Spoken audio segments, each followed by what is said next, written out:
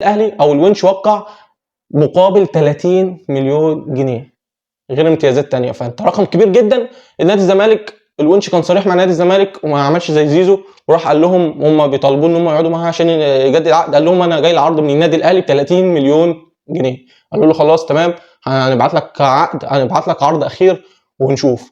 وفي جلسه بقى المفروض كانت حصلت من كام ساعه او هتحصل كام ساعه الجايه، وهي ان نادي الزمالك هيقعدوا مع الونش. لو العرض بتاع الزمالك ما عداش او ما تخطاش الرقم بتاع 30 مليون او ما وصلوش لحل، الونش خلاص رسميا هيروح السفاره الامريكيه عشان يطلع التاشيره بتاعته زي ما زيزو عمل، ويبقى خلاص رسمي في النادي الاهلي.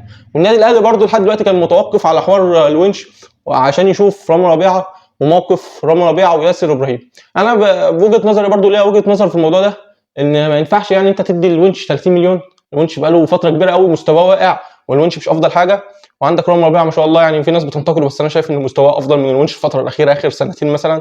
الونش اصابات متكرره، مستوى واقع. انما انت عندك رامي ربيعه، انت رامي ربيعه بيطالب ب 30 مليون، طب ما انت مش عايز تديله 30 مليون وانت هتجيب لاعب ب 30 مليون ولاعب حر، يعني انت مش هتشتريه من النادي. فالفكره هي ايه؟